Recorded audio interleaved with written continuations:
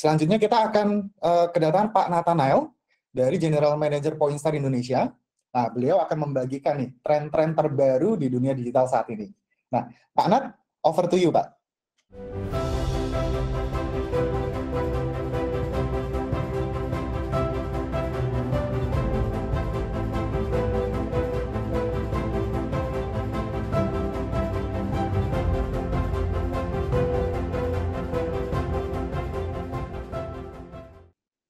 Terima kasih Robi untuk perkenalannya. Terima kasih Pak Wisu sudah pembukaannya di event hari ini.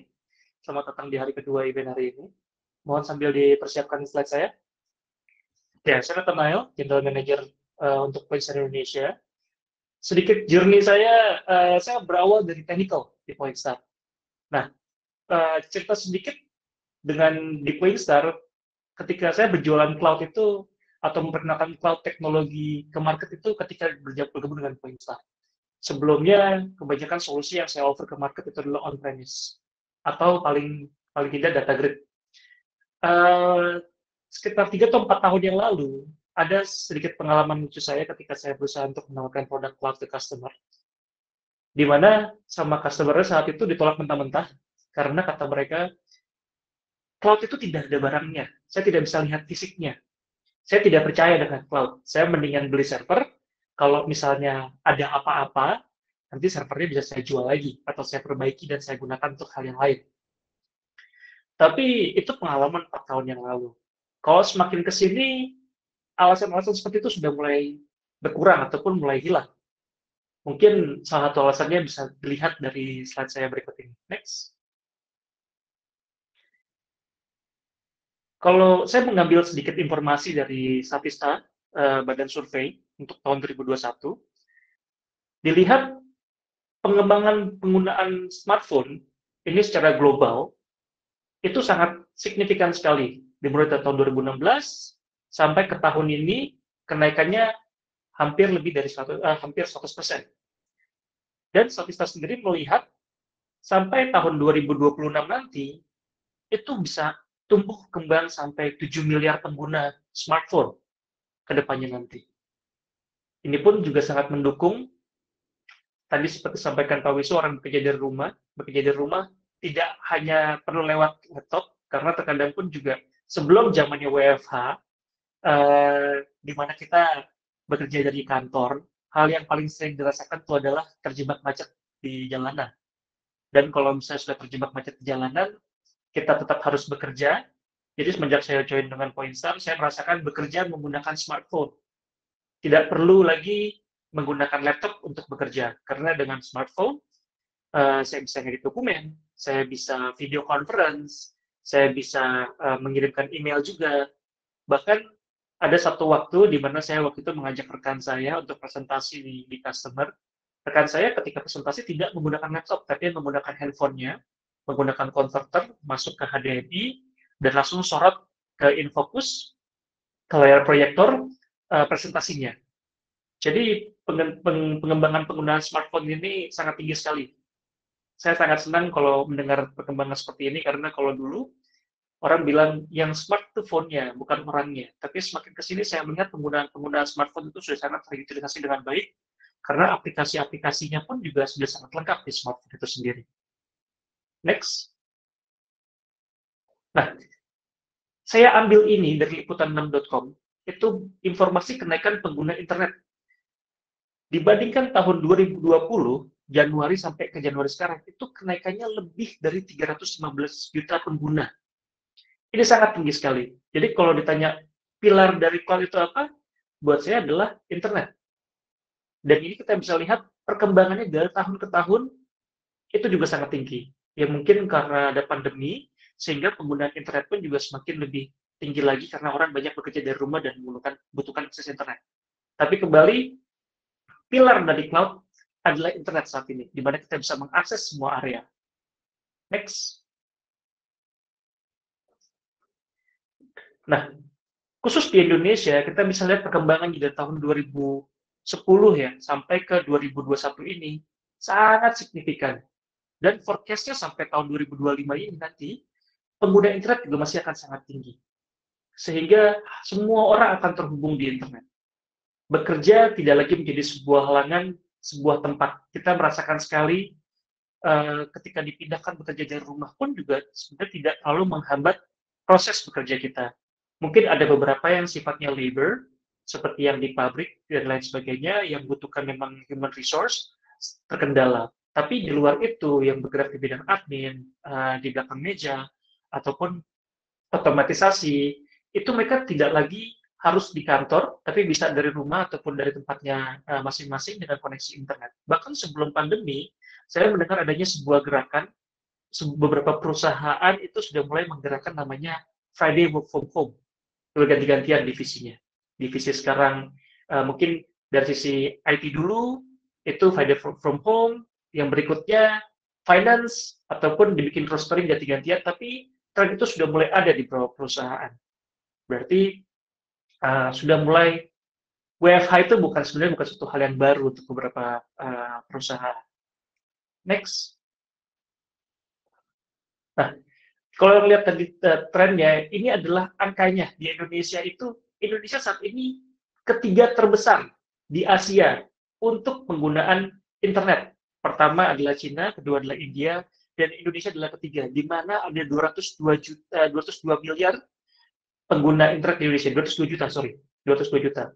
Ini bukan berdasarkan jumlah penduduk ya, tapi internet user. Jadi misalnya kayak saya di rumah pakai internet menggunakan satu ISP, itu satu user, dan saya menggunakan handphone, itu satu user, berarti kan saya sendiri sudah menggunakan menjadi 2 user. Dan kalau misalnya saya punya 3 handphone dan seterusnya, menambah jadi 2 user. Karena sekarang ini banyak orang memiliki lebih dari satu gadget. Nah, di rumah pun juga rata-rata setiap rumah sudah hampir mempunyai akses internet. Sehingga pertumbuhan internet sekarang ada 202 juta lebih. Dan secara rata-rata penggunaan internet di Indonesia itu adalah 8 jam 56 menit. Kalau kita lihat 8 jam 56 menit, ini berarti sudah melebihi jam kerja. Karena jam kerja itu sebenarnya 8 jam. Gitu. Tapi sampai 8 jam 56 menit, itu mungkin juga karena diakibatkan akhir-akhir ini kita merasakan ya namanya WFH itu bekerja tidak lagi. Kalau dulu saya sebelum pandemi, meeting sehari itu mungkin cuma 2, sebelum makan siang dan setelah makan siang. Karena sisanya habis banyak di jalan, perjalanan dari satu meeting ke tempat meeting yang lain.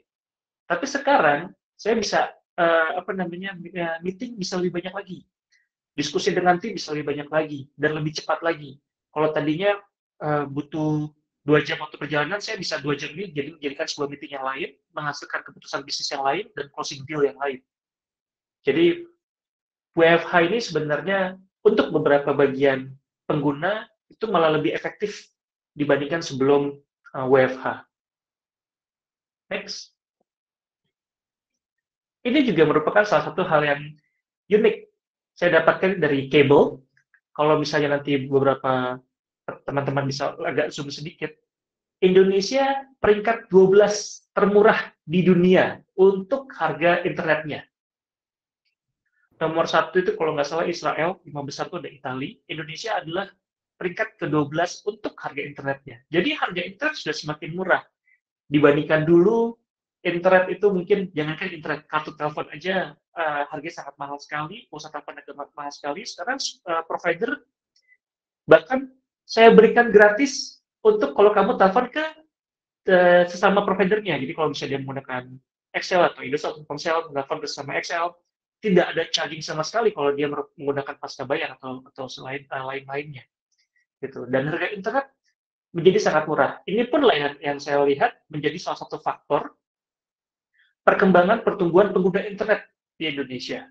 Itu. Terima kasih untuk para provider, terima kasih untuk pemerintah yang bisa membantu untuk menekan biaya internet, dan saya harap bisa lebih murah lagi, sehingga semua orang bisa memiliki akses internet. Internet adalah pilar untuk cloud.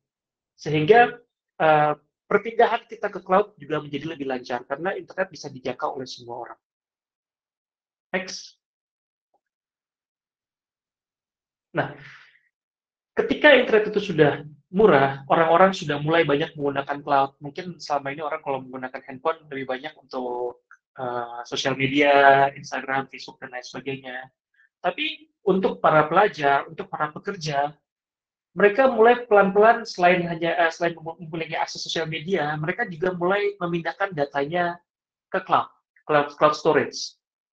Bahkan secara pribadi pun kayak saya pribadi untuk foto-foto di handphone itu saya taruh di Google Photos. Alasannya adalah perkembangan smartphone-nya agak cukup cepat, terkadang rasanya pengen pakai Android, terkadang pengen pakai Apple, terkadang pengen balik lagi ke Android. Perpindahan dari suatu sistem ke sistem yang lain, kalau bisa dalam satu environment yang sama, misalnya sama-sama ekosistem Android, itu mungkin akan jauh lebih mudah dibandingkan kalau dia harus pindah ke sistem yang lain. Tapi kalau misalnya saya menggunakan storage seperti ini, data-data saya bisa taruh di cloud storage yang umum, seperti di Google Drive, saya mau berpindah dari Android ke Apple, saya tidak akan berbingung, wah data saya bagaimana ya, foto-foto saya seperti apa ya, gitu. Bagaimana cara memindahkannya? Karena saya tahu di setiap smartphone, data yang paling banyak itu adalah foto, di luar WhatsApp chat. Tapi kan kalau WhatsApp chat bisa kita archive. Tapi kalau foto perpindahannya agak susah. Gitu. Nah, Google Drive pun juga kita lihat penawaran storage-nya juga semakin besar. Kalau mungkin kalau kita menggunakan Gmail pribadi itu hanya 15 GB, tapi sebenarnya ada opsi untuk menambahkan jumlah besar storage-nya. Bahkan yang workspace itu ada as much as you need penggunaan Google Drive-nya. Gitu. Jadi dengan tadi internet yang sudah semakin murah, setiap orang bisa mengakses, semua orang sudah mulai bisa membackup file-file mereka di cloud. Next slide.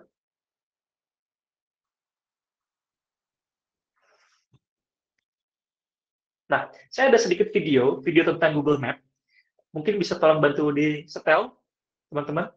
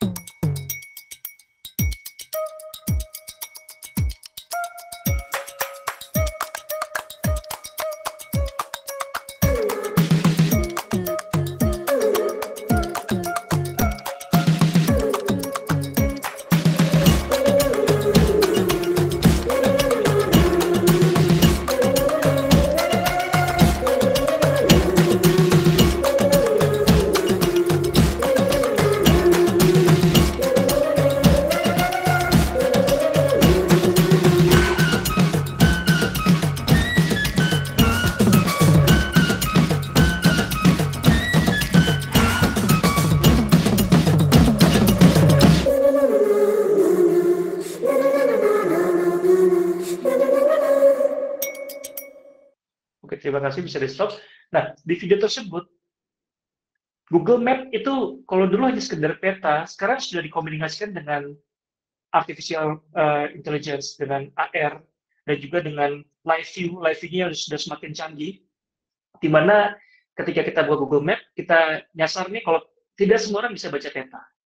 Ada kalanya kita tidak tahu mana yang barat, kanan kiri dan lain sebagainya. Tapi mungkin kalau orang yang punya kemampuan lebih untuk baca peta bisa lebih mudah. Tapi yang tidak punya kemampuan untuk baca peta, dia bisa tinggal menyalakan live view-nya, gambar yang tampil itu akan sesuai dengan kondisi jalanan saat ini. Gitu. Dan kenapa yang saya tampilkan si contohnya adalah Google Map? Karena dimanapun kita di dunia, kita bisa mengakses Google Map dengan experience yang sama, dengan speed yang sama. Bahkan di Indonesia juga sama seperti itu. Saya saat ini misalnya lagi masuk ke Kalimantan, saya saat ini masuk ke Sumatera, saya bisa mengakses Google Map. Gitu. Jadi cloud Google ini, jangankan kita ngomong untuk luar negeri, di Indonesia sendiri aja yang katanya, wah internetnya masih sangat terbatas. Itu saya ada beberapa cerita juga, customer saya di bidang shipping, dan juga yang di bidang tambang. Mereka waktu berpindah ke cloud system, bukan karena saya menawarkan, dia mereka datang ke saya bilang, Pak Nathanael, saya mau pindah ke cloud system dong. Kenapa? Karena contoh yang mereka punya adalah email. Ketika kapal saya lagi berlabuh ke kota-kota di Indonesia yang ada di pinggir-pinggir, itu terkadang sebelum mereka berpindah ke cloud, email mereka itu susah sampai karena internet akses di sana kan agak sedikit kecil ya, tidak 3G atau tidak 4G waktu itu. Tapi mereka bilang, akhirnya mereka setiap bikin di kartu nama mereka, kalau mereka bilang, Pak, kalau mau kirim email ke saya, selain ke alamat kantor, tolong email juga ke alamat Gmail saya. Karena alasan mereka adalah, ketika ada orang kirim email, email kantor itu adalah hal terakhir yang akan sampai. Tapi kalau email yang ke Gmail, itu yang pertama kali akan diterima, walaupun tempat mereka agak kecil. Di luar Indonesia seperti itu, tidak semua pelabuhan memiliki akses internet yang bagus. Gitu. Tapi email yang ke Gmail itu sampai lebih dahulu. Sehingga mereka bilang, ya udahlah Pak, kalau gitu email kantor kita di Gmail-kan saja. Gitu. Jadi tidak perlu investasi terlalu banyak di sisi email on-premise. Begitu. Dan juga customer kami yang ditambang juga seperti itu. Dibandingkan mereka harus tarik kabel dari pusat ke miningnya masing-masing, mereka tinggal siapkan akses internet. Kan sekarang bisa ada mobile internet, kerjasama dengan provider. Itu secara cost bisa jauh lebih optimal penggunaannya, sehingga sistemnya mereka mungkin kalau tarik kabel bisa jadi lebih cepat ya, karena kabelnya kabel langsung. Tapi akan ada data buffer karena mereka bikin data center di mining, mereka punya data center di pusat. Nanti setelah yang di mining diproses, baru dikirim dari site diproses, baru dikirim ke pusat, sehingga pasti ada gap waktu untuk pemrosesan data. Nah, ketika mereka berpindah ke cloud, mereka hanya pastikan koneksi internet di site-nya itu stabil, tidak harus besar, tapi stabil sehingga datanya juga bisa mengalir dengan lancar. Data yang mereka terima di pusat pun juga bisa real time. Karena kita tahu kalau misalnya mining perusahaannya mungkin pusatnya ada di Jakarta, tapi site-nya kan pasti tersebar di Indonesia yang agak cukup terpencil. Itu bahkan mereka yang menyatakan ingin kepindahannya. Waktu itu bukan saya yang menawarkan, tapi mereka yang datang ke saya. Saya malah mendapatkan cerita seperti itu dari mereka. Sangat-sangat menarik sekali. Dan itu bagaimana teknologinya bisa jauh seperti itu, teman-teman Google Cloud di sini yang bisa kami menyampaikan, dan juga kami sebagai konsultan bisa dapat membantu journey Bapak Ibu sekalian untuk berpindah ke cloud. Next slide. Sering di pause, bisa next slide. Nah, pengguna cloud di benua Amerika dan Eropa itu sudah sangat banyak sekali, dan lebih dari 50% sifatnya advance. Tidak lagi beginner atau intermediate, sudah lebih dari itu dan sifatnya advance. Di manakah Indonesia saat ini? Indonesia saat ini masih sifatnya adalah one step. Beberapa perusahaan tuh, oke lah, server saya backup dulu di cloud, gitu. Atau saya bikin untuk high availability buat failover-nya ada di cloud. Masih yang seperti itu. Ada beberapa mungkin yang udah mulai, oke, saya taruh production saya adanya di cloud.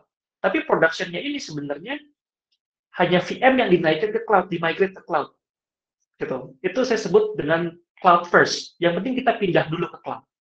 Nah, tapi sekarang begitu sudah merasakan itu, sebaiknya mulai berpindah dari cloud first ke cloud smart. Next slide. Nah, kita mulai beralih dari cloud first plus ke cloud smart. Tidak hanya memindahkan sistem bulat-bulat ya dari lokal kita naikkan ke cloud, tapi kita juga udah mulai berpindah nih, mengoptimalisasi sistem kita. Apa aja sih yang harus dilakukan untuk berpindah ke cloud smart? Pertama-tama adalah mind the gap. Gitu. Kita harus lihat perusahaan kita siap nggak nih timnya. Kita pengen bikin aplikasi seperti Google Map tadi dengan ada virtual reality, dengan live view-nya. Kita timnya siap nggak? Kalau tidak siap, kita tidak punya in-house-nya, kita harus kontak siapa? Kita untuk perusahaan-perusahaan seperti Pointstar, konsultan-konsultan Google yang bisa membantu, konsultan cloud yang bisa membantu untuk journey-nya ke cloud smart tadi itu.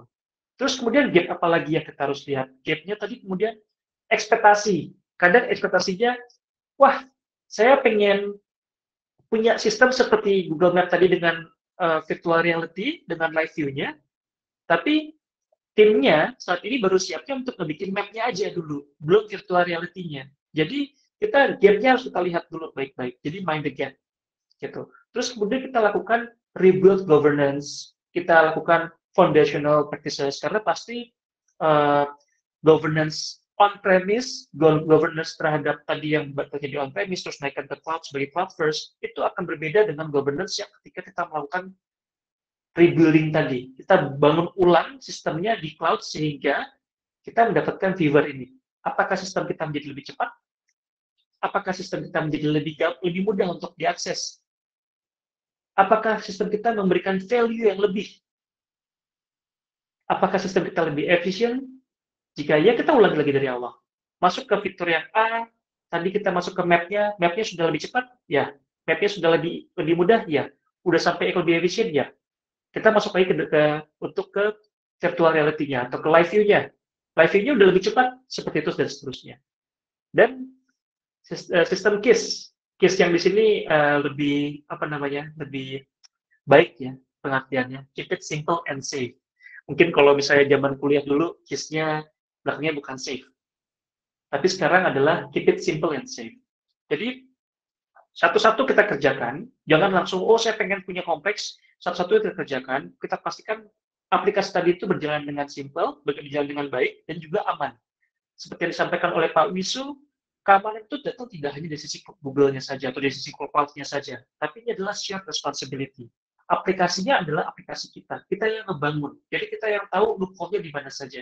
Google menyiapkan infrastruktur, menyiapkan solusi, dan lain sebagainya, tapi yang ngebangun menjadi sebuah aplikasi atau menjadi sebuah sistem itu adalah kita sendiri sebagai owner. Gitu. Sehingga aplikasi kita itu bisa mereflect uniqueness dari organisasi kita atau perusahaan kita. Gitu. Ini adalah best practice dari Cloud First ke Cloud Smart. Dan Pointstar ada di sini untuk membantu journey tersebut. Next. Nah, di Cloud Smart, kita mulai masuk yang namanya machine learning, kita mulai masuk yang namanya artificial intelligence. IOPS ini adalah artificial intelligence operations, di mana kita mulai melakukan yang namanya observe, engaging, automation. Dalamnya sendiri ada breakdown-nya masing-masing untuk menghasilkan operational artificial yang jauh lebih baik lagi. Contohnya kalau misalnya kita menggunakan Google Maps sekarang ini saat ini udah ada ya. Dia tahu kita setiap hari berangkat kerja itu jam 8 pagi, pulang kerja tuh mungkin jam 5 sore. Sekarang itu dia bisa kasih reminder, sudah waktunya kamu berangkat kerja loh. Kalau kamu berangkat kerja sekarang, udah terlambat. Kalau misalnya kamu kerjanya agak sedikit lama, perkiraannya akan macet karena dia mempelajari jalur-jalur yang bisa kita lewatin. Gitu loh. Jadi sudah Cloud Smart-nya sudah mengarah ke sana. Next slide. Di artificial intelligence pun juga ada beberapa solusi-solusi seperti deep neural networks, di mana bisa dari hanya gambar, sistem itu bisa membedakan, oh ini gambar adalah gambar kucing, oh ini gambar adalah gambar anjing, mobil, buah apel, bunga, dan lain sebagainya. Gitu. Penjelasan lebih jauhnya nanti akan kita bisa ngobrol lebih jauh, tinggalkan pesan, tinggalkan komentar, hubungi kami, kita bisa breakdown lebih jauh tentang ini. Next slide. Nah, dengan perangkat-perangkat cloud yang telah disediakan, dengan Cloud Smart yang sudah disediakan, ini adalah 4 hal yang kita bisa lakukan. Adalah analisa. Setiap bisnis pasti akan melakukan descriptive analysis. Bisnis kita bagaimana nih? Sudah baik atau belum? Diagnosanya juga, diagnostic analytics. Kok sales kita turun? Apakah pandemi menyebabkan kita sales kita turun? Apakah market menyebabkan kita sales turun? Itu kita bisa lakukan di situ. Dan kita sehingga bisa melakukan predictive forecast. Next kita harus bagaimana? Ini semua IOPS tadi itu dan juga machine learning bisa membantu kita mendapatkan data-data seperti ini. Dan kemudian prescriptive analytics. Selain forecast terhadap result, dia juga bisa memberitahu sebaiknya next lakukan ini. Itu semua adalah analytics yang bisa di-generate terhadap solusi cloud. Jadi solusi cloud tidak lagi hanya berpindah atau cloud first. Now it's time for Cloud Smart. Next slide. Ini contoh salah satu solusi Google yang lain, termasuk yang saya sering pakai, gitu. Saya kebetulan agak lumayan sering makan di restoran Jepang, dan menunya itu beberapa mereka pakai huruf-huruf Jepang. Saya suka iseng aja pakai handphone untuk pakai Lens, Google Lens, untuk mengartikan, oh ini artinya apa nih, ini artinya apa nih, gitu. Dimanapun saya berada, saya bisa gunakan ini. Ketika saya lagi jalan-jalan ke luar negeri, saya bisa menggunakan ini. Experience yang saya dapat itu sama. Kenapa? Karena internet sudah semakin murah. Bahkan ke luar negeri sekarang kita bisa beli paket internet dari Indonesia. Gitu. Jadi itu aja dari saya. Next slide. Kita bisa jadikan masa depan bisnis Anda sekarang. Itu dari saya, semoga semakin berguna. Jika misalnya memang ada hal-hal yang ingin ditanyakan, dikonsultasikan, kita sangat-sangat besar berharap untuk bisa berdiskusi lagi dengan Bapak Ibu sekalian lebih jauh.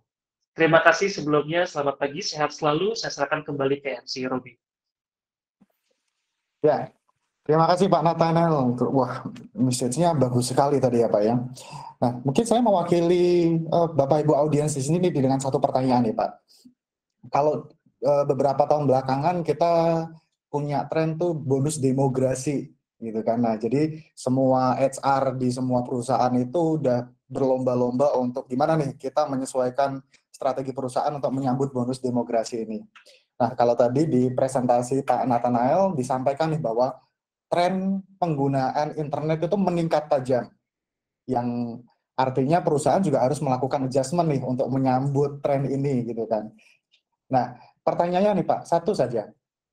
Apa sih langkah pertama yang mungkin bisa diambil oleh perusahaan-perusahaan ini? Strategic action apa yang sebaiknya diambil?